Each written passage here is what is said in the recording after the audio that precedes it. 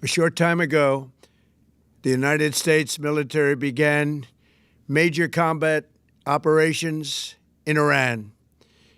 Our objective is to defend the American people by eliminating imminent threats from the Iranian regime, a vicious group of very hard, terrible people. Its menacing activities directly endanger the United States, our troops, our bases overseas, and our allies throughout the world. For 47 years, the Iranian regime has chanted death to America and waged an unending campaign of bloodshed and mass murder, targeting the United States, our troops, and the innocent people in many, many countries. Among the regime's very first acts was to back a violent takeover of the U.S. Embassy in Tehran, holding dozens of American hostages for 444 days. In 1983, Iran's proxies carried out the Marine barracks bombing in Beirut that killed 241 American military personnel. In 2000, they knew and were probably involved with the attack on the USS Cole. Many died. Iranian forces killed and maimed hundreds of American service members in Iraq. The regime's proxies have continued to launch countless attacks against American forces stationed in the Middle East in recent years, as well as U.S. naval and commercial vessels in international shipping lanes.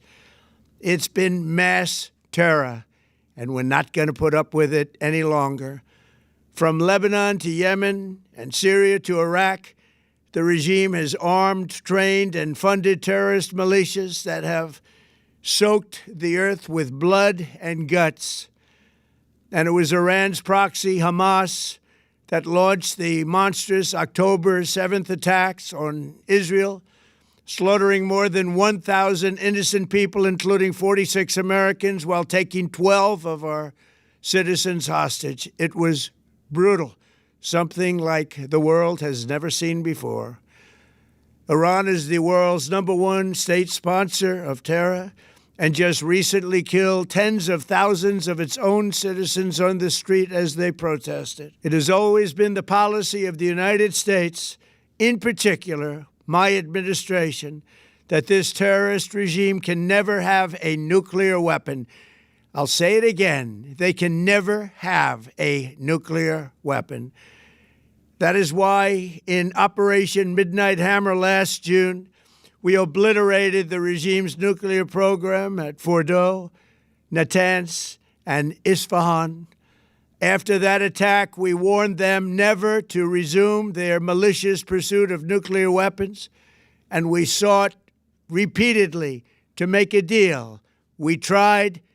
They wanted to do it. They didn't want to do it. Again, they wanted to do it. They didn't want to do it. They didn't know what was happening. They just wanted to practice evil. But Iran refused, just as it has for decades and decades. They've rejected every opportunity to renounce their nuclear ambitions, and we can't take it anymore. Instead, they attempted to rebuild their nuclear program and to continue developing long-range missiles that can now threaten our very good friends and allies in Europe, our troops stationed overseas, and could soon reach the American homeland. Just imagine how emboldened this regime would be if they ever had and actually were armed with nuclear weapons as a means to deliver their message. For these reasons, the United States military is undertaking a massive and ongoing operation to prevent this very wicked, radical dictatorship from threatening America and our core national security interests. We are going to destroy their missiles and raise their missile industry to the ground. It will be totally, again, obliterated.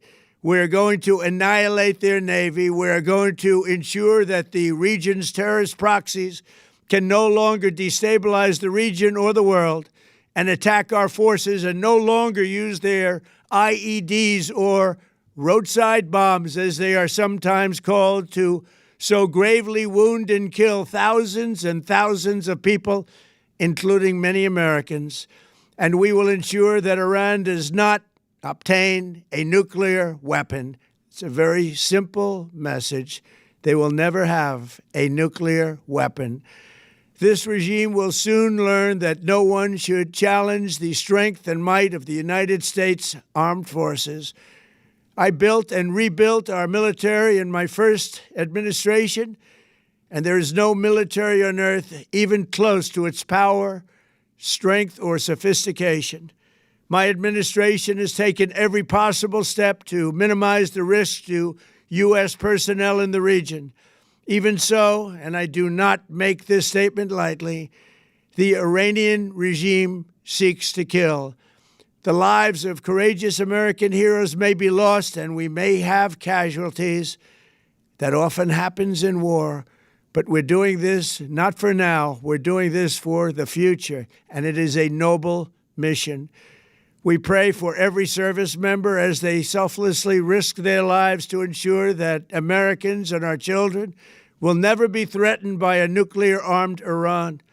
We ask God to protect all of our heroes in harm's way, and we trust that, with His help, the men and women of the armed forces will prevail. We have the greatest in the world, and they will prevail. To the members of the Islamic Revolutionary Guard, the armed forces, and all of the police, I say tonight that you must lay down your weapons and have complete immunity, or, in the alternative, face certain death. So, lay down your arms. You will be treated fairly with total immunity, or you will face certain death. Finally, to the great, proud people of Iran, I say tonight that the hour of your freedom is at hand. Stay sheltered. Don't leave your home.